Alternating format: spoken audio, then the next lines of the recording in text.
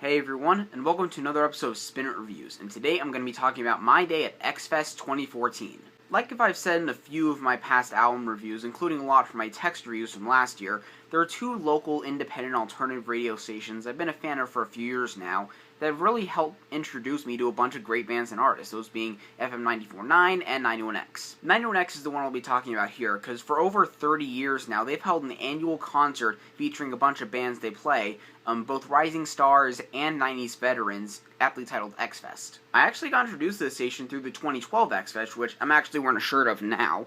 And I'm not really going to detail that year's lineup or the 2013 one, because there's a point toward the end of this video I want to make about those. But in a nutshell, both those were really great, and I was really anticipating this next one, and I gotta say, it didn't disappoint. So now I'm going to go a little more in depth into each band that played. I'll talk about each of their sets, a few of my own thoughts and experiences from throughout the day, and talk about the few bands I actually ended up briefly meeting at the meet and greet / autograph signings. And because, of course, I took a lot of pictures and videos and want to include those in this, and unfortunately the app I use to edit these won't let me play both those at the same time, the rest of this will just be in audio voiceover form, with the pictures and stuff sort of acting as the visual. Here we go.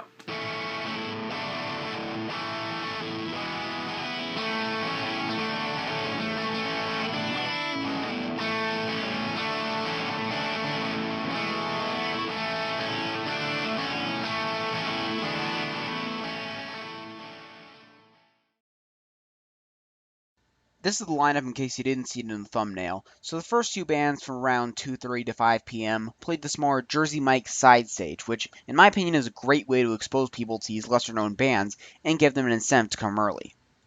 First up was Sir Sly, who I'd never actually heard anything from until the lineup was announced and I did a little research. It's the kind of smooth, hazy, and slightly experimental indie pop rock I can best describe as the neighborhood meets Alt-J, and their minor hit Gold is probably the catchiest and best example of this. Definitely recommend looking them up. Next up was Cherub, who also have a pretty decently sized hit with Doses and Mimosas. Now, as much as I have to admit a few lines of this song come off a bit obnoxious to me, it's still a really well crafted piece of synth pop with infectious melodies, goofy but weirdly charismatic vocals, and a really lovable, carefree, tongue-in-cheek attitude. I don't know if I'll be picking up their album that came out last week, but it's still a pretty fun set. Also, I recorded about a minute of Doses for a friend, which I posted on the Spin It Reviews Facebook page and a link in the description. Then we had Skaters, who are probably the most straightforward rock band on this lineup, and they definitely had the stage presence to match. I'm feeling some influences from the world of power pop, garage rock, and post-punk, all with this reverb-coded production you'd expect more an underground indie rock record, which I think is a pretty good contrast. Plus it ended with a cover of The Smiths' This Charming Man, so yeah, how can you go wrong there? And closing out the small stage part of the show was Kongos. Probably the band out of the four I was most looking forward to, mostly because their smash hit Come With Me Now is one of my favorite songs of the last few months. Yeah, I know it technically came out in 2012, but shut up. Anyway, between the forceful gang vocals, the twangy distorted guitars, and the accordion that somehow fits in seamlessly, all tied together with infectious hooks, it's certainly one of the more unique bands I've heard about lately too. The same could be said for the rest of what I heard from Kongos, including other great songs like I'm Only Joking and Sex on the Radio, and I was pleasantly surprised that they were able to recreate those huge group vocals live as well as they did. Then we all moved to the main amphitheater stage, where the bands got more popular, the crowds got bigger, and the pictures got blurrier from zooming. So first up was Bleachers, who 91X has been rightfully promoting heavily over the last few months. For those who don't know, Bleachers is the new project of Jack Antonoff, best known as the guitarist in Fun. I actually saw Bleachers before during their installment of 91X's series of short acoustic sets called the X-Sessions, so I was excited to see them again in a bigger space. And sorry for the pun, but from a fan of Fun, Bleachers so far is more fun than anything off of Some Nights, as much as I like that album. I'm definitely going to be reviewing their album Strange Desire when it comes out in July, so stay tuned here for that. But both singles, I Want to Get Better and Shadow, have gotten a ton of plays from me, and I was pleasantly surprised by just how big and amphitheater ready these songs are. And the cover of Tom Petty's Don't Come Around Here No More was also really well done. I actually met Jack at the signing and had him sign the I Want to Get Better 7-inch I got for Record Store Day a few weeks ago. Unfortunately, after a few years now of collecting vinyl, this was the first time I'd screwed up and warped a record by leaving it here in the car with the windows up. Jack couldn't give me any advice on that, but he was still nice enough to write sorry about the warping on the 7-inch. And for those of you overreacting, no, fun is not breaking up. Jack said it himself. It's perfectly fine and possible for a musician to have two different bands at the same time. Anyway, next up was Miss Mister. Now, while I never got around to listening to her debut album from last year, I've always liked the singles Fantasy, Think of You, and especially Hurricane for a while now. And for a band at a medium, say House of Blues or Soma level of popularity, their songs really translated well to the amphitheater. Great set of moody indie pop epics as vibrant and colorful as their singer's hair. Oh, and because this is a 91X audience, here's a clip of their cover of Arctic Monkeys' Do I Want to Know. Do I want to know?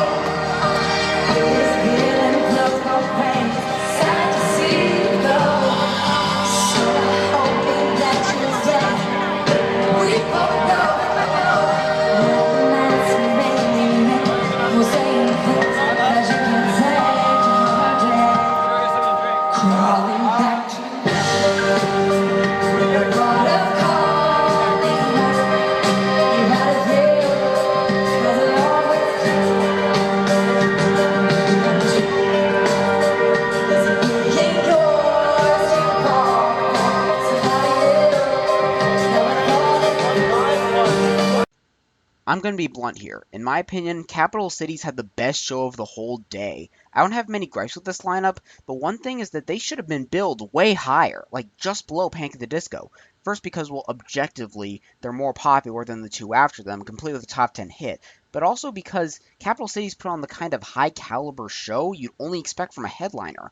I saw the synth-pop duo last year at FM 94.9's SPF Fest, but even the second time I was blown away. Not only is their album in a tidal wave of mystery, pretty much a masterclass of pop songcraft, but they managed to make pretty much every song in the setlist a highlight. One song they'd attach a simple dance to for the crowd to do, and one would have an extended trumpet solo, and in the case of instant classics like Center Stage, Kangaroo Court, and of course Safe and Sound, they pretty much had the whole amphitheater moving without having to say an extra word, and it all came together perfectly at the end, when after playing Safe and Sound, all the band members started dancing around the stage to an extended EDM banger remix of the song, and had everyone jump around and take off an article of clothing and spin it over their heads at the drop. It's crazy how just one album in, these guys have established a very clear identity and can hold an amphitheater of thousands in the palm of their hands at a festival where they're the sixth band on the bill.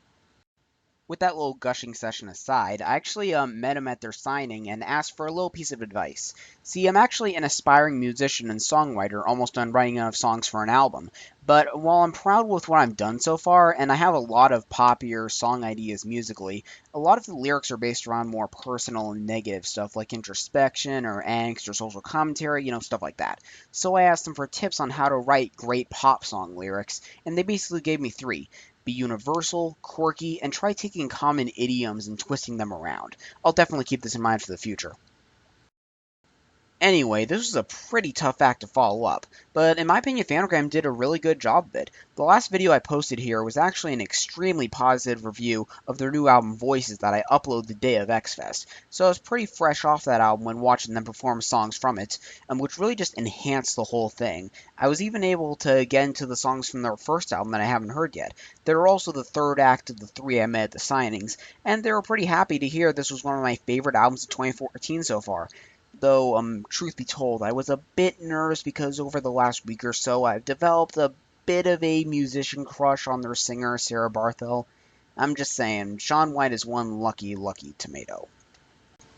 I'll admit that out of all the bands here, Iration was probably the one I actually watched the least of. Not because I don't like them, on the contrary, I actually think they're one of the better bands to come out of this newer brand of reggae that's gotten popular in the San Diego Orange County area lately. It's just that they were just barely below the bands before and after them, so I figured it was a good time to get some overpriced amphitheater food and get in line early for the Capital City signing, so I only caught a couple songs while in my seat. So it was almost like listening to a live album during their set, but what I heard was basically them doing a bunch of solid pop reggae songs, and I really have no complaints.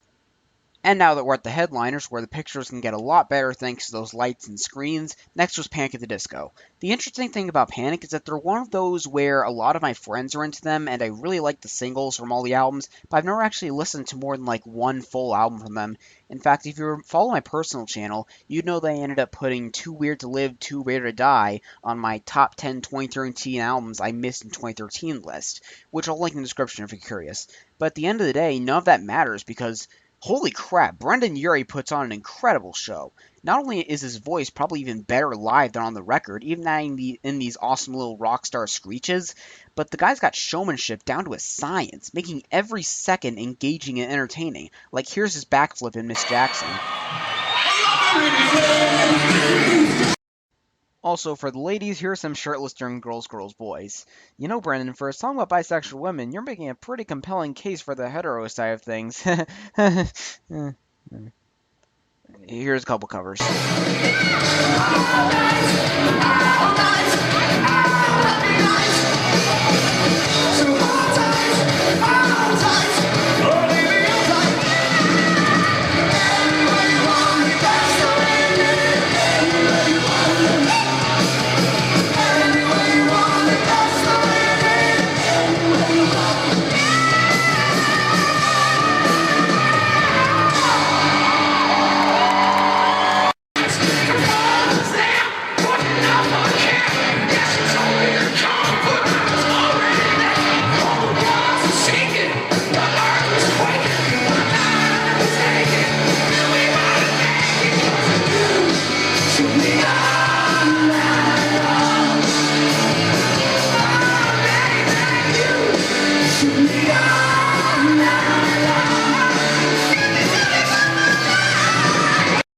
And for the Vine fans, some positive Hardcore Thursday.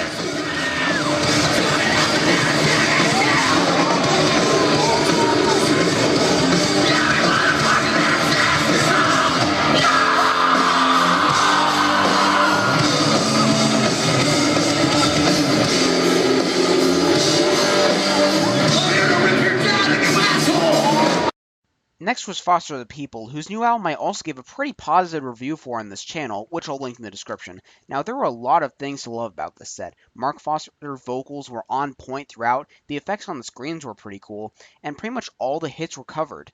Personally, though, I don't think it started on the right note, starting with a couple of their weaker tracks before going into Supermodel's opening track, Are You What You Wanna Be, a song that just begs to be a show opener.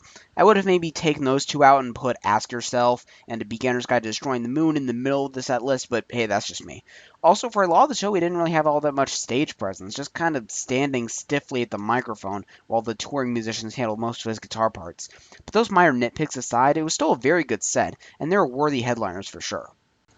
Finally, closing out the night, we had 311, and now here's where things get interesting.